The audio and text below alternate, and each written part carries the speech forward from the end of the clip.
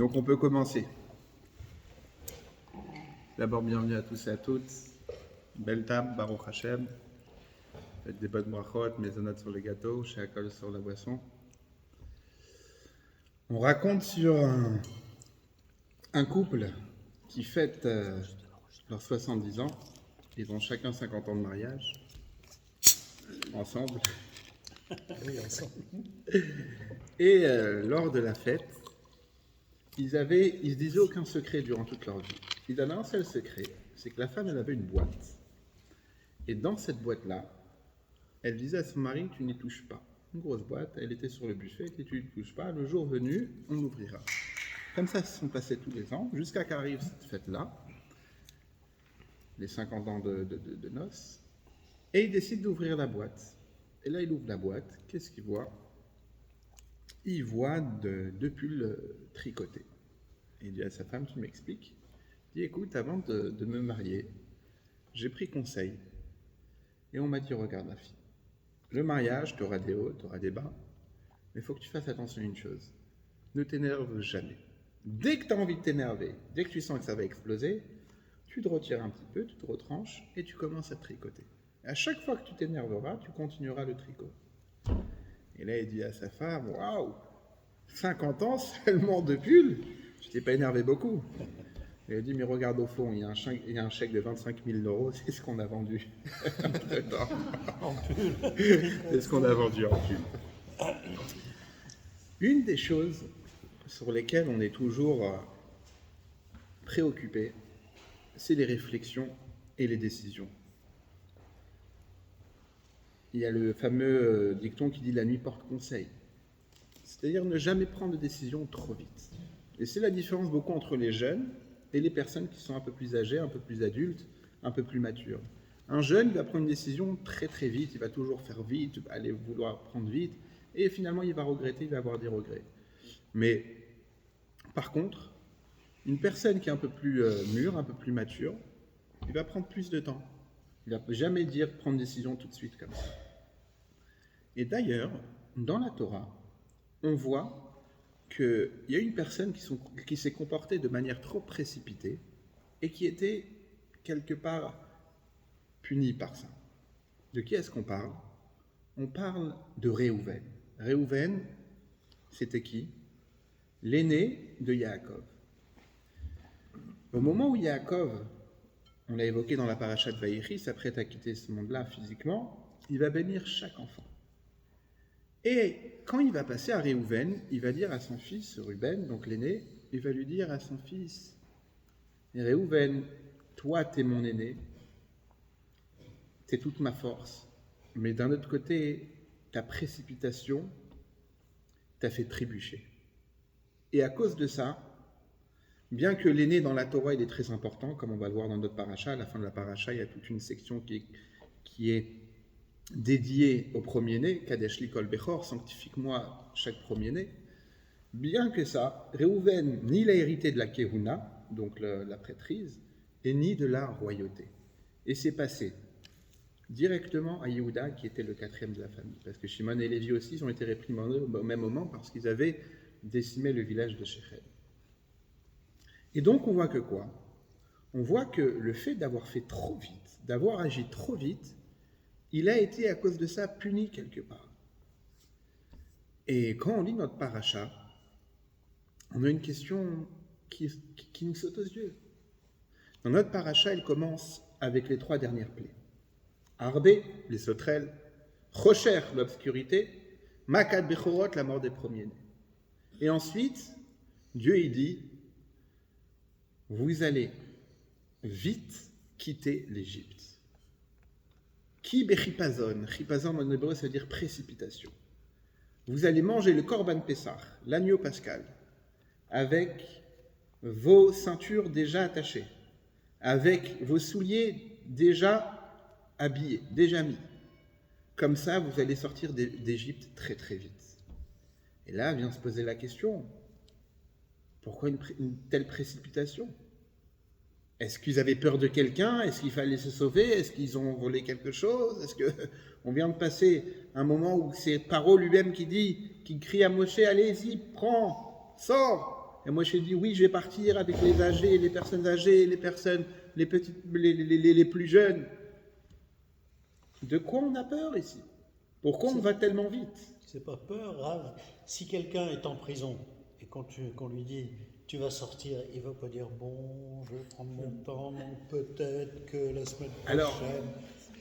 Il d'un attrape côté, ses affaires. alors c'est vrai, mais d'un autre côté, on va le voir durant toute la vie des Juifs dans le désert, que dès qu'il y a quelque chose qui ne va pas, dès qu'ils ne sont pas d'accord, qu'est-ce qu'ils disent? On était mieux en Égypte. Il faut savoir une chose, c'est qu'ici on parle d'une génération qui est née en Égypte. Ils sont en Égypte depuis 210 ans. Et donc ils ont grandi dans l'Égypte. Il y a eu 86 années de souffrance, d'avodat de parer, de travaux forcés. Mais ils étaient là-bas pendant 210 ans. Donc quelque part, c'était leur maison. Et à part ça, ils venaient de vivre une période où il y avait les 10 plaies. Donc quelque part, ils ont gagné la guerre. Il n'y a plus de souffrance. Ils ont pris le dessus. On les respectait, et pas seulement on les respectait, mais on leur disait tenez, prenez l'or, prenez l'argent. Pendant la macade de Khocher, pendant la plaie de l'obscurité, les Juifs pouvaient voir. Et donc ils rentraient chez les Égyptiens pour regarder où est-ce qu'ils cachaient tous leurs bijoux. Sans les prendre, parce que c'est interdit de voler. Et à la sortie d'Égypte, avant de sortir, les Juifs sont partis voir, les Hébreux sont partis voir les Égyptiens, ils leur disaient donnez-nous tout ce qu'on a travaillé. Tout ça, tous les diamants et les choses que vous avez, c'est grâce à nous. Donc, donnez-nous. Et eux, les Égyptiens, disaient, mais on n'a rien, on n'a pas de bijoux. Il fait, si, dans le tiroir, là-bas, dans la chambre, le 3e tiroir, au fond à gauche, il y a un petit sac de bijoux. Mais comment vous savez ça? On l'a vu pendant la plaie de l'obscurité, où vous ne pouvez pas voir, nous, on pouvait voir. Et donc, ils sont sortis, c'est ça qu'écrit Birrouche Gadol, ils sont sortis avec un grand butin. Mais, ce que je veux dire par là, c'est qu'ils étaient à une période où c'était plus l'enfer en Égypte. Maintenant, quel est le sens, puisqu'on vient d'expliquer que la précipitation n'était pas très bien? Et là, Dieu, il dit qu'il faut justement sortir très très vite. Shlomo Amelech, le roi Salomon, il écrit dans un livre qui s'appelle Michelet qu'il a écrit, et là-bas, il dit que même un homme qui est intelligent, en courant, avec un aleph, s'il fait les choses vite, il va fauter. Même une personne intelligente.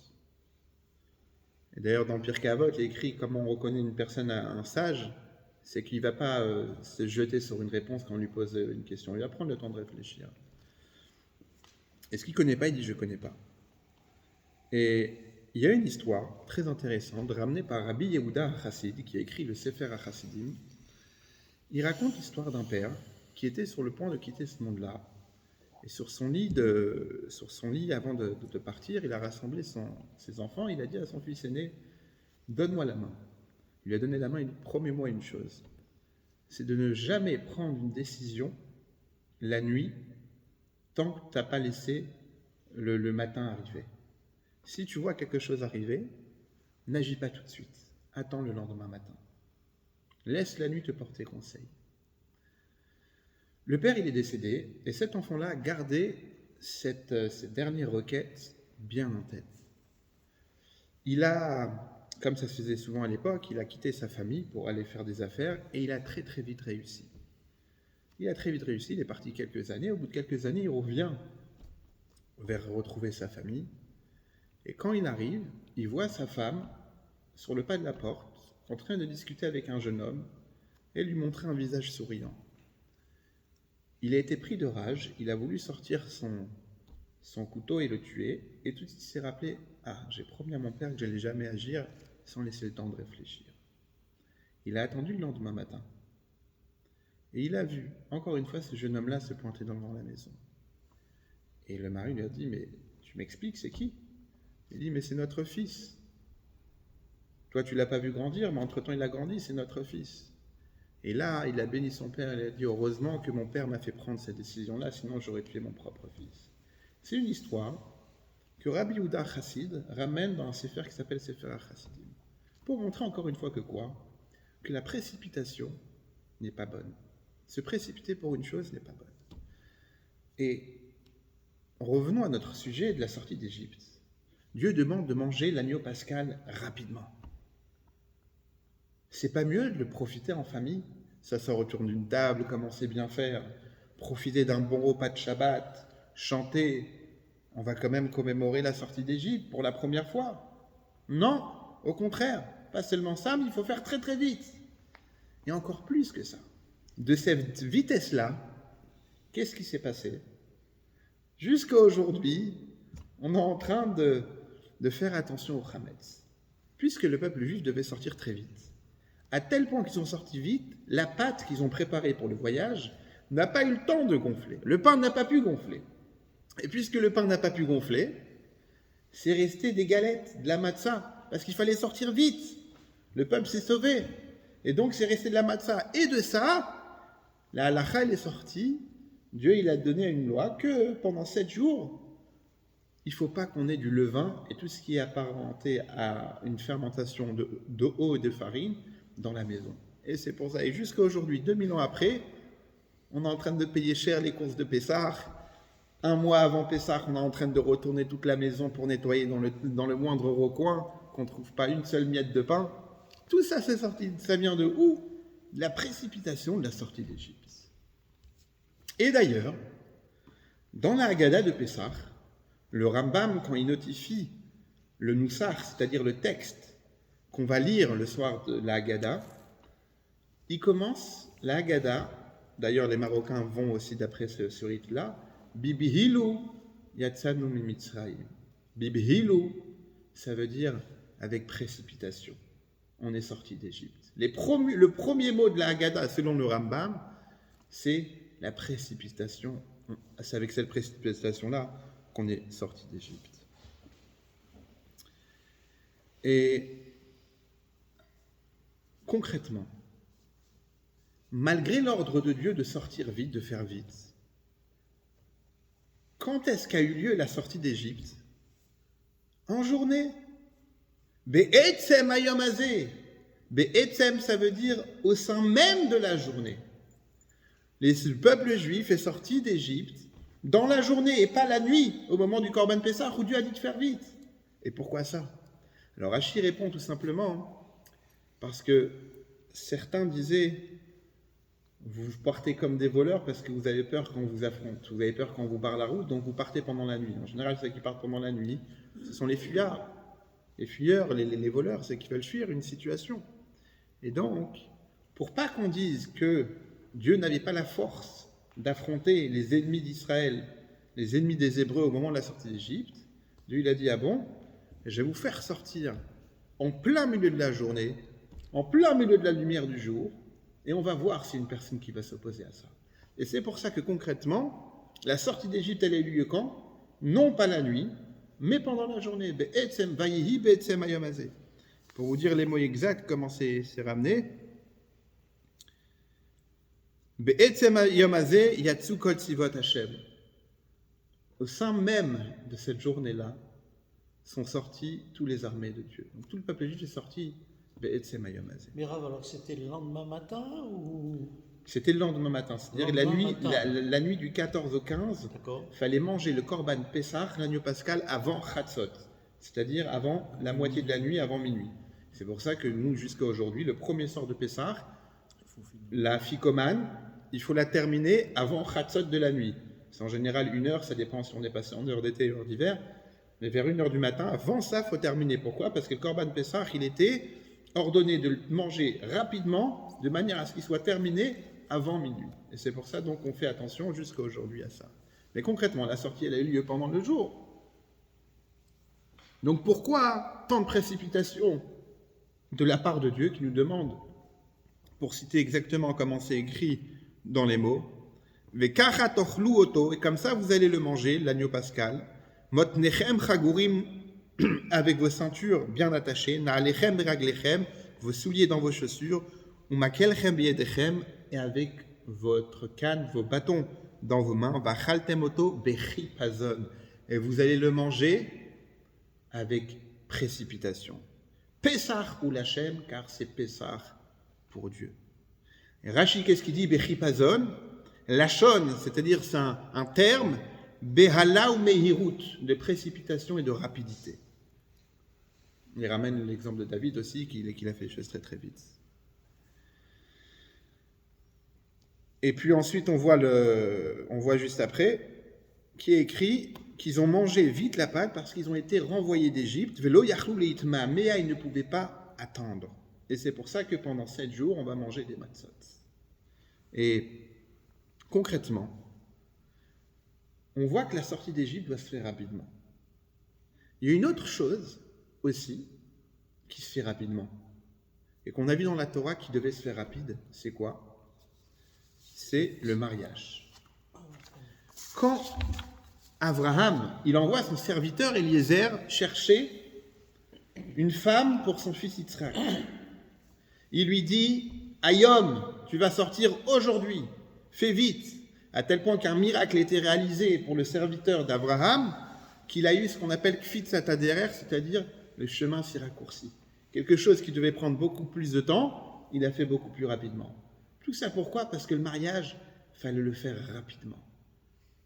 Pourquoi le mariage doit se faire si rapidement? Vous savez, c'est une grande question. Le mariage, c'est le débat qui anime la société et qui ne terminera pas d'animer la société. Comment, etc. Le mariage. C'est comme la fille qui va voir un rabbin et qui dit « On me propose 2 shidduchim, c'est-à-dire 2 rencontres. On me propose David et Samuel. Et j'ai envie de savoir lequel aura plus de chance dans la vie. Et comme ça, je pourrais choisir. » Et le rabbin lui dit « Marie-toi avec David et c'est Samuel qui aura plus de chance. » C'est celle que la fille qui a trouvé un bon parti et elle va voir sa mère.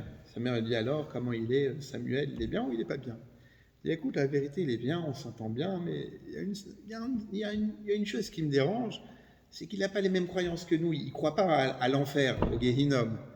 Sa mère lui dit t'inquiète pas ma fille, va t'épouser, crois-moi qu'il va bien y croire. Donc on voit que le mariage il doit se faire rapidement. Parlant de rapidité, il y a une fois une fille qui va voir sa mère, elle va voir son père, elle dit écoute papa, j'ai trouvé quelqu'un. Ah mais c'est merveilleux ma fille, Mazal Tov, félicitations. Et alors c'est le problème, c'est qu'il n'est pas juif. Ah bon? Mais il est d'accord de se convertir. Bah s'il veut se convertir, très bien, s'il le fait par conviction, ok. Il va se convertir, il apprend, il étudie, ça passe quelques années, il fait la conversion chez les orthodoxes. Puis ensuite il revient et là sa kala, sa fiancée qui l'attendait avec beaucoup d'attente, le rencontre, lui dit alors c'est bon, tu as eu ta conversion, on peut enfin se marier. Fait attends, de quoi tu parles? Il fait ben oui, on va se marier ensemble. Il fait tu crois vraiment que j'ai marié avec une fille qui était prête à épouser un goy?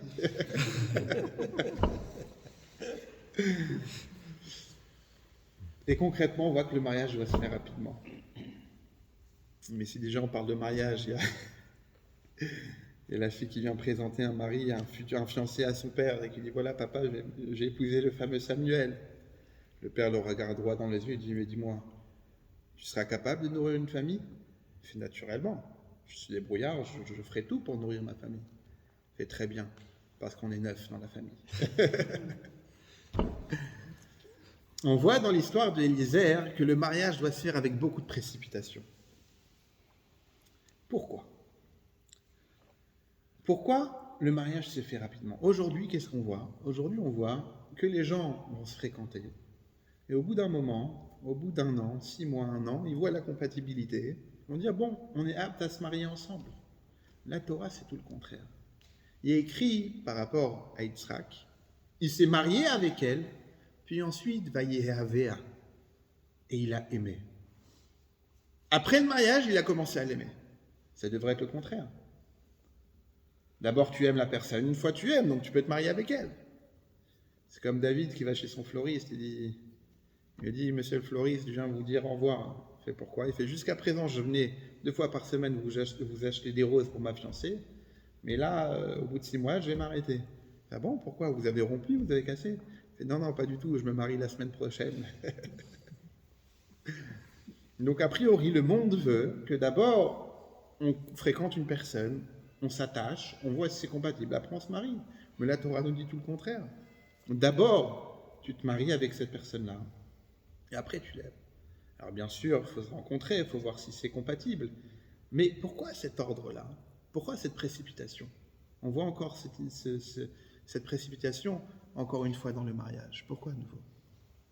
Pour revenir à la sortie d'Égypte, il y a un grand c'était un grand rabbi, c'était aussi un philosophe, c'était aussi un médecin, qui s'appelait Rabbi Obadia ben Yaakov de Sforno.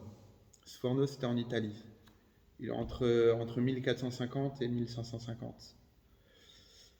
Et il a écrit un livre qu'on appelle Sforno. Et là-bas, il explique pourquoi Dieu a demandé et a poussé que tout se passe si vite. Il dit quelque chose de très intéressant. Il dit, pour montrer que le peuple juif avait une confiance en Dieu inébranlable. Comme je disais tout à l'heure, le peuple juif, il était là-bas, il était enfoui en Égypte depuis déjà 200 ans. Sortir de là-bas, c'est difficile, surtout qu'on voit que des années après, pendant tout le périple du désert, ils vont à chaque fois se plaindre, on était mieux en Égypte, on était mieux en Égypte. Mais pour montrer que le peuple juif, il était prêt et il avait confiance en Dieu, avant même la sortie, ils ne savaient pas où ils allaient. Ils étaient prêts avec la ceinture, les souliers et avec la canne à la main. Il y avait une fois un couple qui avait du mal à avoir des enfants. Ils ont tout essayé, toutes les méthodes, tous les médecins, il n'y avait pas de solution. Et ils sont partis voir le Hadmour, un rabbi, un petit rabbi. Et quand ils sont partis le voir, ils ont demandé une bénédiction. Et le Hadmour leur a donné une bénédiction que dans 1 an, ils allaient avoir un enfant. Et 1 an après, ce couple-là a eu un enfant alors que tous les médecins étaient désespérés de leur cas. Les chassidim, les disciples, sont partis voir le rabbi, le Hadmour, ils lui ont dit, rabbi, on a une bonne nouvelle, c'est le couple que vous avez béni, votre bracha, votre bénédiction, elle s'est réalisée. Ils ont enfin eu un enfant. Et le rabbi leur répond, la vérité, c'est pas ma bracha, c'est pas ma bénédiction qui a fait qu'ils ont eu un enfant. C'est que quand je leur ai dit qu'il faut qu'ils aient confiance en Dieu et que dans 1 an, ils vont avoir un enfant, ils ont eu tellement confiance en Dieu, c'est qu'ils sont partis directement acheter déjà le lit pour le bébé, acheter tout ce qu'il fallait pour le bébé, le biberon et tout, tellement qu'ils avaient une confiance en Dieu. Et le fait qu'ils avaient une confiance tellement forte en Dieu, c'est ce qui leur a permis d'avoir un enfant, de recevoir la bénédiction d'Hachem. On dit aussi par rapport à la destruction du temple à Tisha B'Av que le Shabbat d'avant, on l'appelle Shabbat Chazon. Pourquoi Chazon? C'est le nom de l'Haftara. Chazon Ovadia ben Ishayahu, ça veut dire la vision d'Ovadia qui raconte là-bas la reconstruction du temple. Et il y a un exemple le rabbi Levi Yitzhak de Berditchev, il dit que ce Shabbat-là, chacun voit le Beth Amikdash, s'il se concentre bien. Et il donne l'exemple d'un enfant que son père lui a acheté un costume, et cet enfant-là n'a pas pris bien soin du costume. Il jouait avec au foot, et un jour il a déchiré. Quand il rentre de l'école, son père il voit le costume déchiré, il est un peu déçu. Il dit, mon fils, tu t'es acheté un beau costume, comme ça tu en prends soin. Il lui rachète un 2e costume. Et la même chose, la 2e fois, le fils ne prend pas soin du costume. Il revient, le costume est encore déchiré. Et là, le père, qui commence à en avoir assez, il achète un 3e costume et dit à son fils, regarde mon fils, tu vois ça? Il est là ton costume, je l'ai acheté. Mais si tu te comportes bien, là tu l'auras. Si tu prends la décision de bien faire attention à tes affaires, à ce moment-là je te donne. Mais il est là. Et il donne aussi le rabbi Levi Yitzhak de Berditchev sur ce Shabbat-là. Et il dit, pourquoi on demande de voir le Beth Amikdash? Il dit qu'il y a un enfant qui veut un bonbon. Son père a acheté un bonbon, mais le père dit, c'est pas maintenant que je vais te donner le bonbon. Qu'est-ce qu'il fait l'enfant? Il fait la bracha. Baruch ata Hashem Elokeinu melech haolam, shakon yabit varo. Et comme on n'a pas le droit de faire une bénédiction en vain, donc le père, il est obligé de lui donner le bonbon. Par rapport à la sortie d'Égypte, le fait que le peuple juif, il était déjà prêt à sortir, c'est à ce moment-là qu'ils ont dévoilé une grande émouna, une grande confiance en Dieu. Parce qu'ils allaient vers on leur dit, vous allez aller dans le désert. Mais attends, on a nos maisons ici, on a fondé nos familles ici, on a nos voisins, on a tout ce qu'il faut. Où est-ce qu'on va aller? Et là, c'est par cette précipitation-là qu'ils ont montré justement qu'ils étaient prêts à suivre Moshe Rabbeinu, le serviteur de Dieu, qu'importe la chose. Jusqu'à là, ça c'est l'explication de Rabbi Ovadia Sforno. Dans une lettre que quelqu'un écrit au Rabbi de Lubavitch, dans Igrot Kodesh, sur des problèmes personnels qu'il a, le Rabbi lui explique, lui écrit que chez le Rabbi Maharash,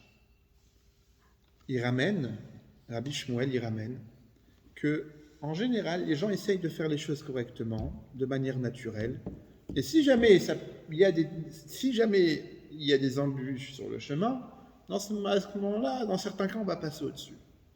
Mais moi, je dis, comme ça il écrit le Rabbi Shmuel, Rabbi Maharash, il dit, mais moi j'écris que les khatrila, c'est-à-dire dès le départ, à Riber, il faut passer au-dessus. On ne passe pas en dessous, on passe au-dessus dès le départ. Et le Rabbi il explique quoi? Il explique là-bas, dans cette lettre-là, pour répondre à une personne qui a des problèmes dans la vie, il lui dit, le fait que dès le départ, on passe au-dessus, ça veut dire quoi? C'est-à-dire que quand on voit une barrière, on ne va pas dire, j'ai peur de cette barrière-là, je suis quelque part embourbé dans mon chemin, et dès le départ, tu dis, je passe au-dessus, à ce moment-là, la barrière, elle se casse. Et comme le dicton du Tzemach Tzedek, qui dit, Tracht gut wird sein gut, pense bien, tout ira bien. La Bible développe là-bas, c'est pas seulement le fait de bien penser que la chose, elle va devenir, c'est pas le fait de seulement être positive, on dit soit positive, on voit des ondes positives, non. Le chidouche, la nouveauté, la révolution de ce dicton-là, le Rabbi dit, c'est le fait qu'un homme, il pense bien, qu'il a une pensée positive, à ce moment-là, il va transformer la chose en bien.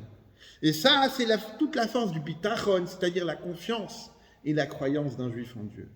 Que quand on a confiance, et on a la croyance que la chose, elle est pour le bien, et que la chose, elle va devenir bien, à ce moment-là, la chose, elle devient bien. Ça, c'est la lettre du Rabbi. Et dans le Tanya, Perek Lamed Aleph, la Skil Rabina, là-bas, l'Admour Azakan, il développe ce point-là encore plus fort. Il explique que En Ra Yored Milemala, il n'y a aucun mal qui vient d'en haut. Il n'y a que du bien qui descend du ciel. Seulement nous, avec nos yeux à nous, on perçoit la chose comme mal. Quand il y a des problèmes, alors on va croire qu'il y a ces problèmes-là parce qu'il y a quelque chose de mal, Dieu me veut du mal. Mais en réalité, c'est seulement avec nos yeux à nous qu'on perçoit la chose comme mal. C'est comme une personne qui a des lunettes de soleil bleues, il va voir tout en bleu. Maintenant, s'il enlève l'opacité du bleu, il va voir transparent, il va voir clair. L'Admour Azaken, il dit là-bas que si une personne, elle se met dans la tête que En Ra Yored Milemala, c'est-à-dire qu'il n'y a pas de mal qui descend d'en haut, tout ce qui descend d'en haut, c'est seulement du bien, à ce moment-là, il va faire en sorte que la chose qu'il percevait jusqu'à là comme mal, elle va se transformer complètement en bien. Ça, c'est la force du bitachon. Ça, c'est la force de la émouna, c'est-à-dire la confiance en Dieu. Et d'ailleurs, on appelle la sortie d'Égypte le Rosh Hashanah du Messirut Nefesh, le Rosh Hashanah de la émouna. C'est le moment où la émouna est née, justement à ce moment-là. Et une histoire qui peut un petit peu, peut-être, qui peut bien définir ça, c'est il y avait deux frères qu'on appelait Rabbi Zouché et Rabbi Elimelech de Lizensk et Rabbi Zouché d'Anipoli. C'était deux frères, deux grandes sadikim.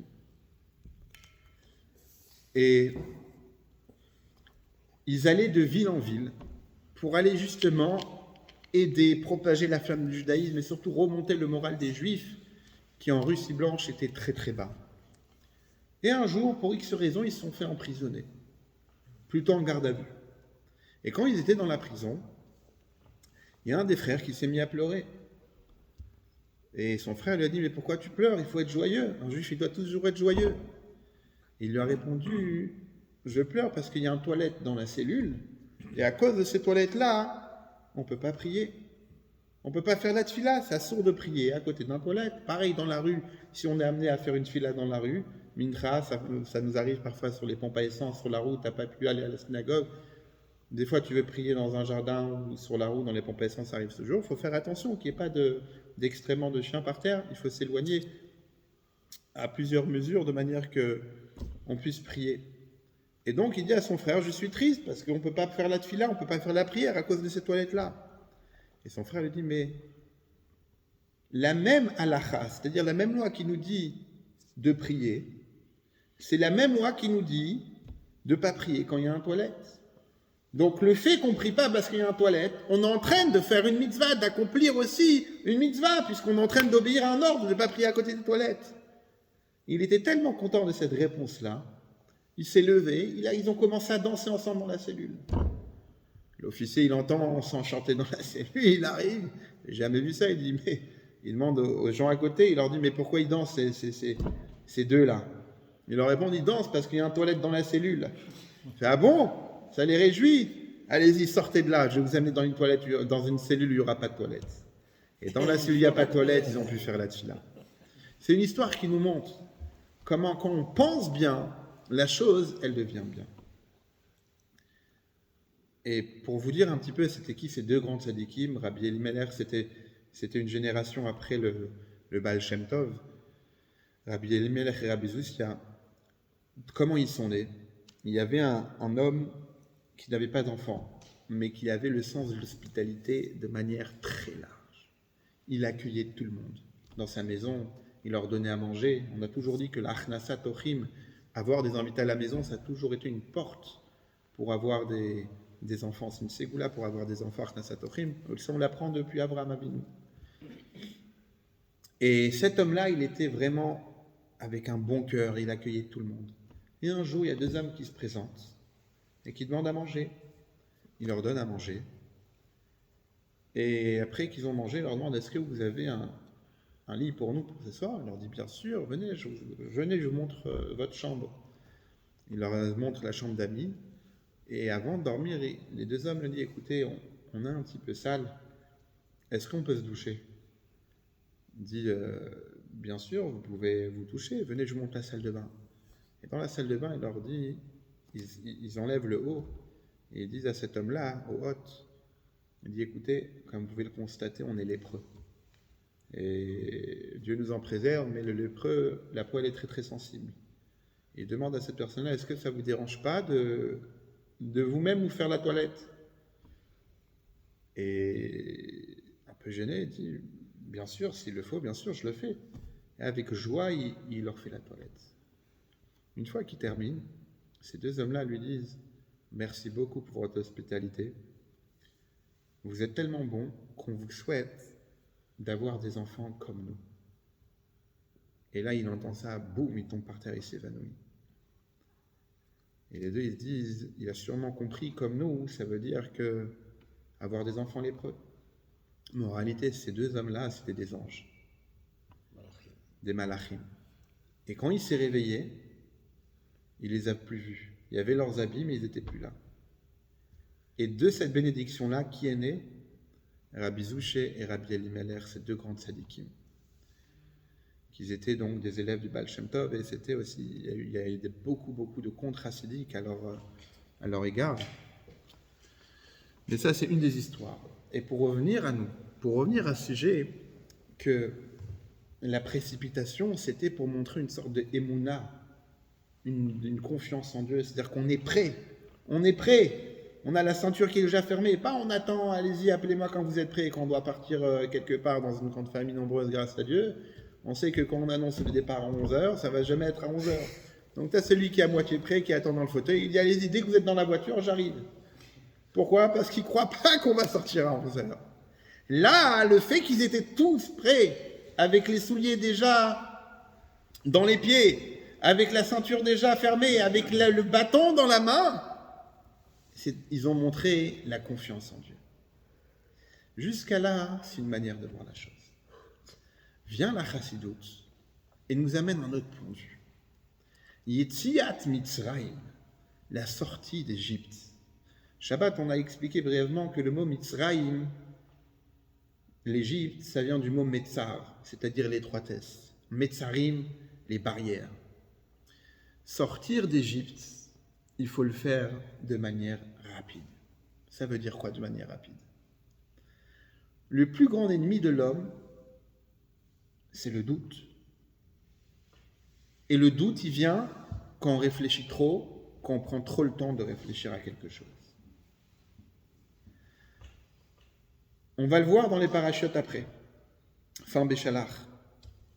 Où Amalek, ce fameux peuple, s'ose s'attaquer à Israël après tous les miracles que Dieu a fait pour lui. Il va se faire battre. Mais Dieu, à la fin de la guerre, de cette bataille plutôt, il dit au peuple juif, Zachor et Asher asalecha Amalek, souviens-toi ce que t'as fait Amalek. Al Tishkar, il termine comme ça, n'oublie pas. Jusqu'à aujourd'hui, quand on dit efface le nom d'Amalek, là-bas Dieu nous demande d'effacer le nom d'Amalek tous les jours, il y a 6 mentions qu'on doit faire, 6 mentions de rappel qu'on doit faire. Dans les 6 mentions, on doit parler de Shabbat, on doit parler du puits de Myriam, on doit parler de la sortie d'Égypte, on doit parler de... Et surtout, on doit parler de rappelle-toi de ce qui t'a fait Amalek. Et comment il est écrit là-bas, Asher kacha baderer, qui t'a refroidi dans le chemin. Entre parenthèses, à Pourim, pourquoi on tape le nom? Pourquoi on tape quand on entend le nom de Haman? Pourquoi? Je vais vous le dire.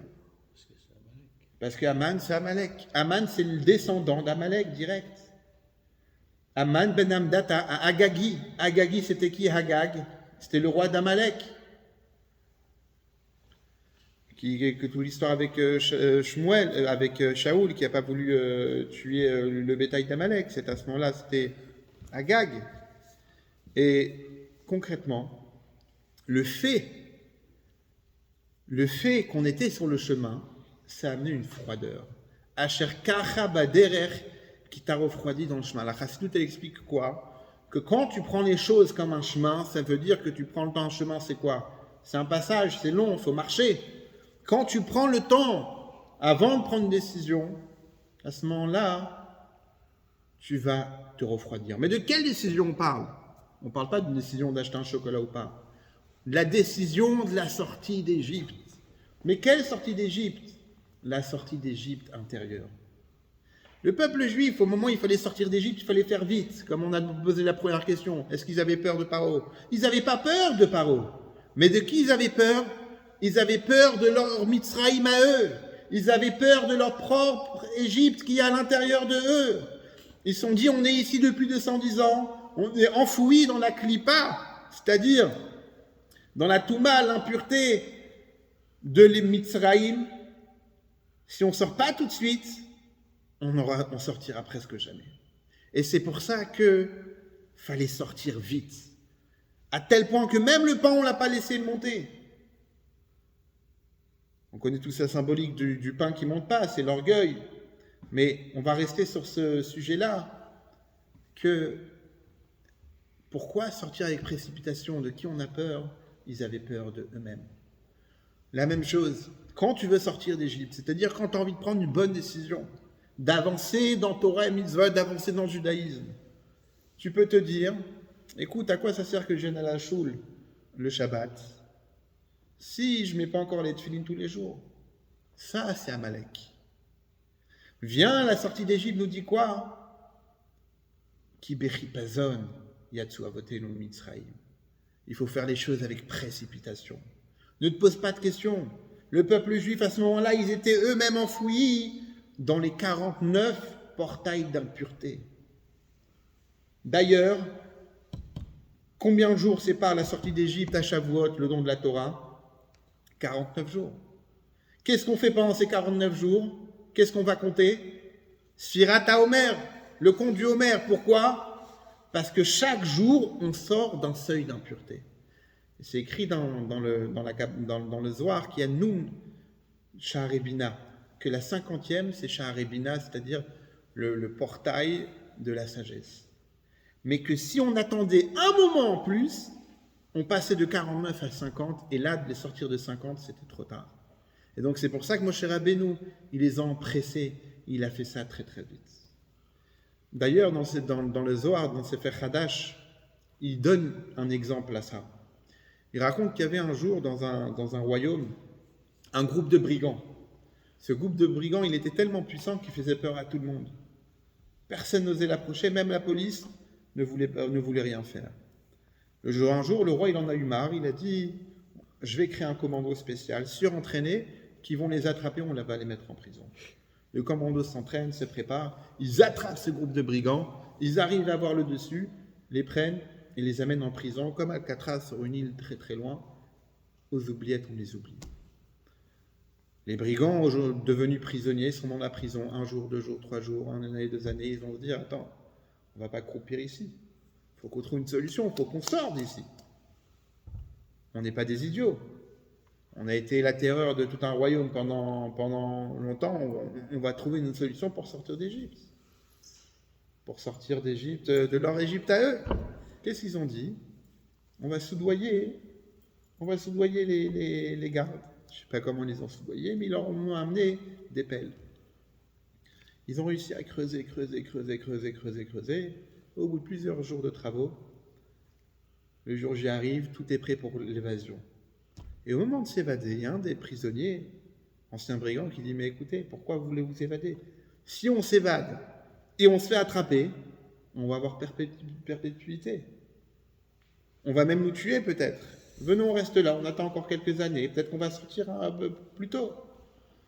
Il lui dit, mais t'es un malade, toi. On a l'occasion de sortir et tu veux rester ici? Reste là si tu veux, nous on part. Ils partent tous et lui il reste là-bas. La nouvelle se fait entendre, se fait apprendre, le groupe de brigands s'est sauvé, etc. Comment ils ont fait, la prison tellement gardée, etc. Le roi en personne décide d'aller voir comment ils ont fait l'évasion. Il arrive dans la prison, on lui montre, voilà le trou, voilà comment ils ont creusé, voilà où est-ce que ça amène. Il suit le trou jusqu'à qu'il arrive dans la cellule. Arrivé dans la cellule, il voit un brigand. Il lui dit, mais t'es resté là, toi? Il fait, ben oui. Il fait, mais espèce d'imbécile, il fallait te sauver avec eux, tu avais l'occasion de te sauver. C'est-à-dire que le roi lui-même, dans la logique des choses, il lui a dit, tu as une occasion de sortir, sors. Le peuple juif, à ce moment-là, il fallait qu'il sorte du Yetziat Mitzrayim. Il fallait sortir de toute cette impureté-là. Mais ils avaient peur. Ils se sont dit, on va sortir, mais on n'a rien. On n'a rien. On n'a pas de cadeau avec nous, on n'a rien. On va te dire, Moshe Rabbeinu, il t'annonce, je vais vous sortir d'Égypte, je vais vous faire de vous le peuple des Hébreux, je vais vous donner la Torah. Ils sont prêts à sortir d'Égypte, ils n'ont rien. C'est pour ça qu'ils ont eu 2 mitzvot. Dans la paracha, Dieu leur a donné 2 mitzvot. Laquelle? Rosh Chodesh, le calendrier. Hier, c'était Rosh Chodesh Shvat, qu'on a béni Shabbat. À Chodesh Azelachem, Dieu dit, ce mois-là, en parlant du Nissan, Rosh Chodashim, ça va être le premier mois. De la Torah, d'après la Torah, le calendrier de la Torah, le premier mois, c'est pas Tishri, c'est Nissan. Tout est compté à partir de Nissan. Et la deuxième mitzvah qu'il leur a donnée, c'est quoi? Pour pouvoir manger le Korban Pessah, l'agneau pascal, il fallait être circoncis. Donc avant la sortie d'Égypte, tout le monde a fait la circoncision. Quand ils ont fait la Brit Mila, et quand ils ont pris sur eux le compte de Rosh Chodesh et des mois, à ce moment-là, ils avaient un bagage en main. Et c'est à ce moment-là qu'ils se sont sortis, prêts à sortir. Mais pour revenir maintenant, à Yetziat Mitzrayim, la sortie d'Égypte, selon la Chassidut, ça veut dire quoi? Ça veut dire que plus tu veux prendre le temps de réfléchir, de dire, je ne suis pas encore prêt à sortir de mon Égypte à moi, je ne suis pas encore prêt de sortir de mes barrières à moi, parce que je ne me sens pas prêt tout simplement. À ce moment-là, on te dit, regarde tes ancêtres, ils étaient pires que toi. Et on le lit dans la Gada, écrit Alelu Avodazara, Valelu Avodazara. Les Égyptiens, ils étaient des idolâtres, les Juifs aussi, ils étaient des idolâtres. On parle ici d'une génération qui a grandi en Égypte, qui ne croyait pas en Moshe. Quand Moshe au début leur a dit, je vais vous sortir de là, ils n'ont pas cru. Et ils sont venus se plaindre chez lui, quand les travaux se sont endurcis. Mais seulement quoi? Moshe leur a fait comprendre, et Dieu leur a fait comprendre, que si vous voulez avancer, c'est maintenant ou jamais. Il faut faire les choses rapidement. Et ça, c'est un enseignement pour nous, pour tous les jours. Quand tu dois prendre une bonne décision, quand arrive le moment de sortir d'Égypte, de ton Égypte personnelle, à ce moment-là, il ne faut pas se poser de questions. Tu fais les choses vite.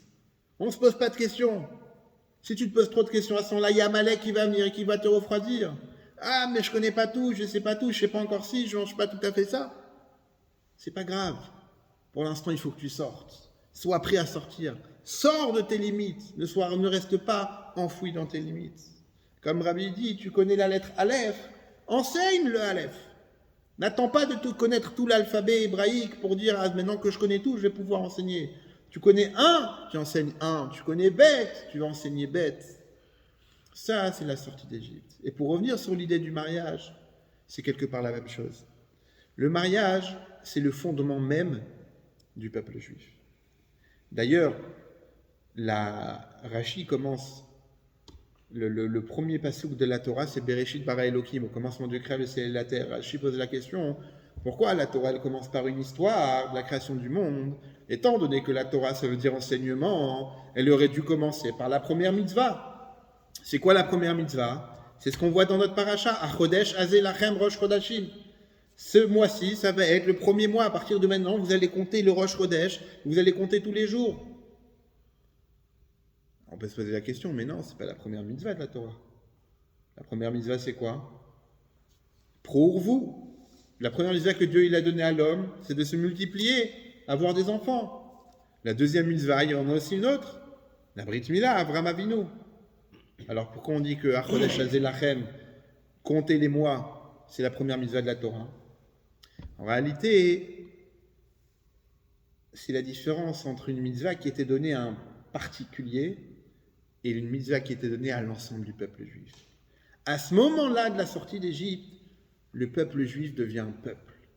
C'est plus seulement les 12 tribus, les 12 enfants de Yaakov, là c'est le Ham Israël, Tzivot Hashem, c'est tous les armées d'Hashem comme on les appelle dans la Torah à ce moment-là.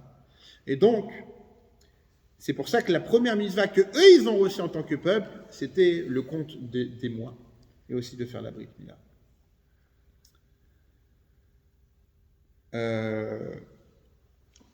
La première mitzvah, je parlais par rapport aux enfants, c'est quoi le lien avec le mariage? C'est que pourquoi on se marie vite? Parce que la première mitzvah que l'homme il a reçue sur terre en tant que particulier, c'est justement de procréer et de continuer la création de l'humanité. Et pourquoi les choses, ça doit être vite, comme Eliezer, il a été vite? Parce que cette chose-là, elle est tellement importante que plus on attend, plus le Yetzer Hara, il va venir attaquer. Et on le voit clairement, quand on a des propositions, peu importe le milieu auquel on appartient, plus on attend, plus on a des doutes. Est-ce que c'est la bonne personne? Mais non, je ne pense pas. Et concrètement, comment on fait? Je ne vais pas me marier pour divorcer. Comment je fais? Il faut bien faire un choix. Les conseils que le rabbi donne, c'est de regarder seulement les grandes lignes. Des défauts, tu en trouveras des défauts. Comme on dit, il ne faut pas se marier avec la bonne personne, il faut être soi-même la bonne personne. Les défauts, tout le monde en a, mais il faut voir les grandes lignes. Est-ce qu'elle a la crainte de Dieu? Est-ce qu'elle a des bonnes midotes? Est-ce qu'il a des bonnes midotes, c'est-à-dire un bon caractère? Est-ce qu'il est généreux? Est-ce que c'est quelqu'un qui est nerveux ou pas? Si ça, c'est les grandes lignes, si tu vois la compatibilité, à ce moment-là, tu demandes la bracha. Et concrètement, je ne le dis pas parce que j'en suis, mais on voit que dans le milieu religieux, le pourcentage de divorce est très très bas. Pourtant, les religieux se marient très très vite. Entre le fiançailles et le mariage, en général, on ne dépasse pas les 3 mois. Pourquoi? Parce que plus on va attendre, plus on va avoir des doutes, plus Amalek qui va venir nous refroidir. Mais non, c'est pas bien, pourquoi? Et comme l'homme seul, c'est pas bien qu'un homme il vit seul, parce que ça peut amener à des fautes, à des avérotes. Donc le Yetzer Hara, lui, ça l'arrange de prendre son temps. Ça l'arrange d'aller doucement et de te mettre des doutes. Mais non, c'est pas la bonne, peut-être que tu trouveras mieux, attends un petit peu, attends une autre proposition, etc. Arrive la sortie d'Égypte, nous dit, il faut Yetziat Mitzrayim, si tu veux sortir d'Égypte, si tu veux sortir de tes barrières à toi, à ce moment-là, tu dois faire vite. Mets ta ceinture, mets tes chaussures, prends ton bâton. Ça veut dire quoi? Ça veut dire être prêt. On ne demande pas de sortir en pyjama. Non, sors habillé, sois prêt, sois sûr de toi. Mais n'attends pas. N'attends pas. N'attends pas habillé, allongé dans ton lit. comme avant, comme avant la sortie. Tu dois, une fois que tu es prêt, tu dois être prêt, tu sais que c'est ça, il faut y aller. Et pareil dans la Avodat Hashem, dans le service de Dieu. Tu dois prendre la décision d'avancer. Ne dis pas, mais je ne suis pas encore prêt pour ça. C'est pas pour moi. Peut-être qu'il faut d'abord que je fasse plus de mitzvot avant de faire cette étape-là. Peut-être qu'avant de mettre les téfilines tous les jours, peut-être qu'il faut que je fasse plus attention au kasher. Viens la paracha de cette semaine te dit non, ça c'est un mauvais calcul. C'est pas comme ça qu'on sort d'Égypte. C'est pas comme ça qu'on sort de ses propres limites à soi-même. Tu veux sortir de tes propres limites, tu veux avancer. Tu veux avancer à l'étape suivante. À ce moment-là, il faut que tu fasses vite. Tu prends la décision et tu avances. Et quant à ça, qu'est-ce qui se passe? À ce moment-là, le chemin, il va se tracer devant toi. Le peuple juif, quand il est sorti d'Égypte, il était accompagné par la lumière, il était accompagné par la nuée. La nuit, il y avait un feu qui leur guidait le chemin, qui leur aplatissait la terre, qui tuait les scorpions et les serpents du désert. Et dans la journée, c'était un nuage. D'ailleurs, vous savez que dans la plupart des Chumashim, les grands qu'on a ici, à côté, en dessous, vous allez toujours voir explication de Rashi, et sur le côté, vous allez voir Onkelos. Targum Onkelos. C'était qui Onkelos? C'était le neveu de l'empereur romain, et qui est parti se convertir.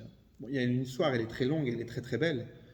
C'est que son oncle lui a initié au business. Il a dit, regarde, tu veux réussir dans le business, va chercher une marchandise qui est très très peu demandée. Et le fait qu'elle sera très peu demandée, elle aura très peu de valeur. Et en fonction de ça, tu pourras la revendre beaucoup plus cher. Il s'est retrouvé en Israël. Je la raconte très vite. Et là-bas, il entamait une conversion. Et quand son oncle, l'empereur romain, il a appris ça, il dit, quoi, mon neveu Onkelos, il s'est converti au judaïsme. Ils ont envoyé des gardes pour aller le chercher. Et quand les gardes sont arrivés, ils réussissaient à les convertir eux aussi. Et l'empereur envoyait encore des niveaux des plus hauts gradés, des gens de confiance. Et à chaque fois, il a réussi à les convertir. Et à chaque fois, il avait un autre argument comment les convertir. Et une fois, il a dit à un garde, parce qu'il avait l'empereur a dit, vous allez le chercher, vous l'interdisez de parler. Et il a dit comme ça à l'officier qui était venu le chercher, il a dit, dites-moi, quand vous les légionnaires, quand vous sortez pour une conquête, quand vous sortez en guerre, dans la nuit, comment vous faites pour voir? Alors il leur dit, on a un légionnaire à l'avant avec une torche et un derrière, comme ça il nous éclaire la route. Il dit, ok, très bien, mais qui est-ce qui va éclairer cette première personne-là? Il dit, il y a un niveau un peu plus haut, un plus haut gradé, pas plus haut gradé, mais ils sont un peu plus avancés. Eux, ils ont des grandes torches, ils mettent des grandes torches. Et donc, ces torches-là, à ce moment-là, de ça, on peut voir un peu plus loin. Et il donne comme ça il demande plusieurs éclairages. Il arrive à l'empereur. Il dit, mais l'empereur,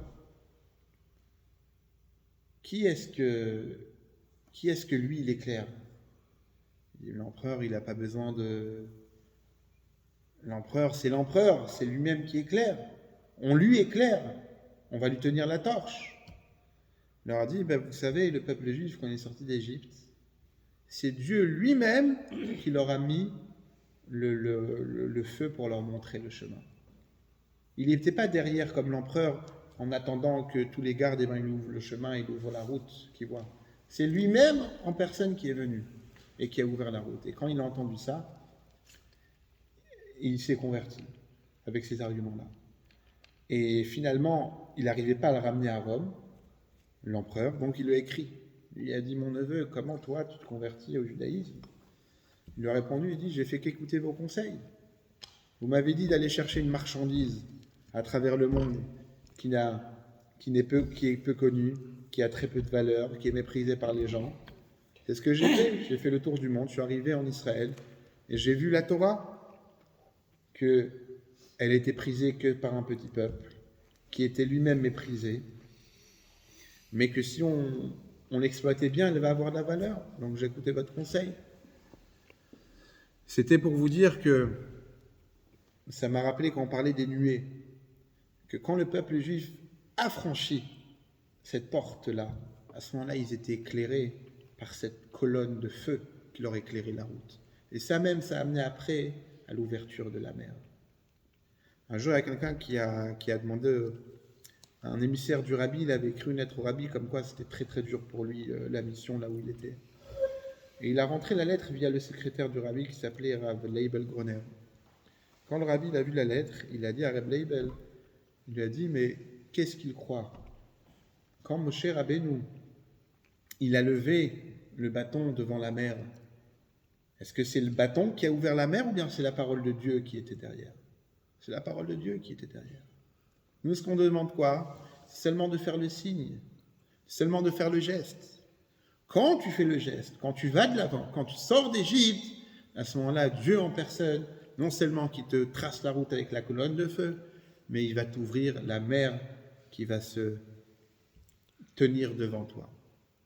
Donc on va redire les Chaïm, que cette paracha-là qui nous raconte la première partie de la sortie d'Égypte, puisqu'on va continuer la semaine prochaine avec l'ouverture de la mer Rouge, avec de la mer, pardon, c'est pas la mer Rouge, c'est la mer de Jonc, qu'on puisse nous-mêmes sortir chacun de ses propres limites, chacun à son niveau, mais surtout ne pas dire je suis pas encore apte, je suis loin, j'habite loin de Paris, j'habite loin des grandes communautés, du kasher et des synagogues et tout.